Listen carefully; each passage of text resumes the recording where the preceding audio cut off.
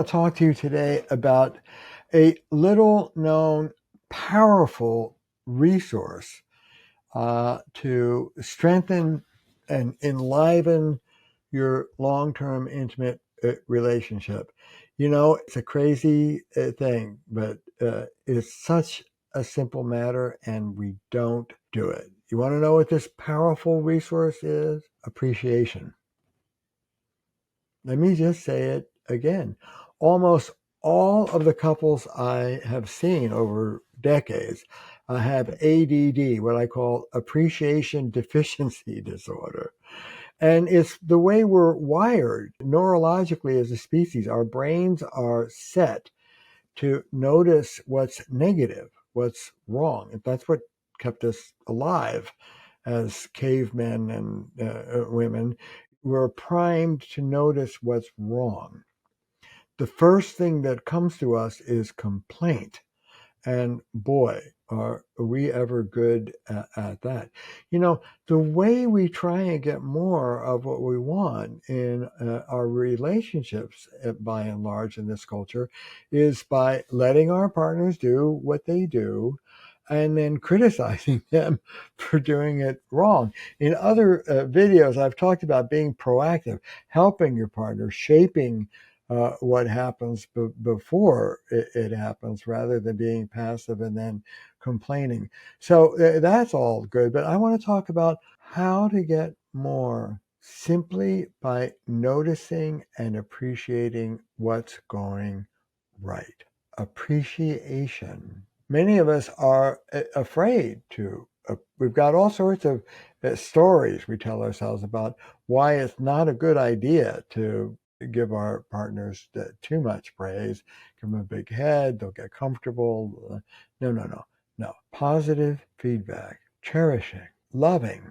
So encourage your partner in what they're doing right and be toward them as you wish them to be toward you. There's an old foundational thought in Western civilization, the golden rule. I was once driving down the road and I saw a bumper sticker and I didn't know who said it. I loved the sticker. And I almost got into an accident because if it was, somebody kooky, I wouldn't use it, but I was golden. It turned out to be Mahatma Gandhi. Here's the phrase: we must be the change we wish for. If you want to be more cherished in your relationship, not for everybody, there are codependents who overdo it, but for most relationships, try being more cherishing. Many of us feel loving feelings toward our partner, but we don't much express it, particularly us guys. I have many guys in my office. I say, I know you love your partner, but you're like somebody who looks at my house plan. I had a big plan in my office.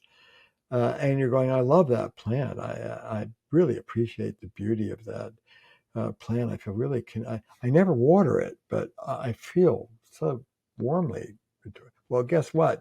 Pick up the damn can and give it some water. Nourish. In our child-centric, work-centric world, it's work and kids and maybe a little self-care out to the gym and friends. Our couple's relationship comes last in the time-creditor line. Give yourself some time and space to cherish one another. Go out for a date once a week or so. I don't care if it's jeans and a t-shirt, a movie and pizza. It doesn't matter. But no kids, no friends, and no planning. Don't make it a business meeting. How are you doing? What's going on for you since last week? A lot of couples are afraid to be alone with each other and talk to each other because it doesn't go well. Well, you start off by being positive with your partner. And there's an old family therapy principle. I think it's actually a spiritual principle. The best way of getting more of something in a system is simply by paying attention to it. This goes either way, positive or negative. If your kid's truant from school and, you set your limit and you're pretty matter of fact, you're done. If it turns into World War III that they were truant, guess what? They're going to be truant again. The best way of getting more of something from a system is to pay close attention and appreciate what you're already getting. I'm a Buddhist and I'm Jewish, so I feel I can quote Christ without a lot of baggage, and I'm fond of his teachings. Here's one: for he who has more will be given, for he who has not, even the little he has will be taken away. I think that's about this principle. It's not about whether you objectively have or don't have. It's how you feel and how you position yourself. I am appreciative of what I'm getting. I get more. I am critical and complaining about what I'm not getting. That is not a motivator. I get less. Take some time. It can even be as ritualized as before you go to sleep. Belinda and I did this for years. Before you go to sleep, turn to your partner and say 3 things, specific things that they did or were the last 24 hours that you really appreciate. I really appreciate that you woke me up with a cup of coffee this morning. I really appreciate that you were about to get into that fight with me over the kids, and I watched you take a breath and shut up. Thank you. I really appreciate that neck massage you gave me. I really appreciate your listening to my problems at work.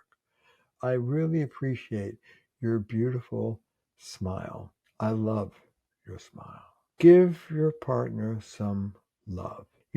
We've never wanted more from our relationships than we do right now. We really want to be lifelong lovers.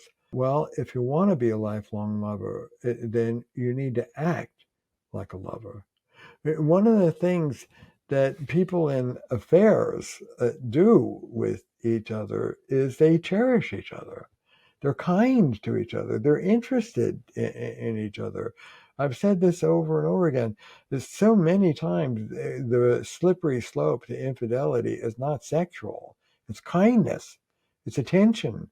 It's interest. Show some love. Find something positive to appreciate. Grow what you're getting by appreciating what you're getting rather than endlessly focusing on what you're not getting and what your partner is doing wrong.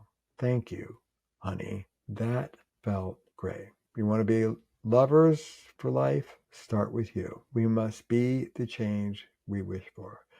You want to be more cherished? Try being more cherishing. I wrote in the New Rules of Marriage 5 winning strategies. Appreciation was so strong, I said it was more effective than the other 4 strategies combined. Look for what's working and grow it. Thanks for listening. If you're interested and found this helpful, there's plenty more on YouTube. Subscribe and join us. Best of luck.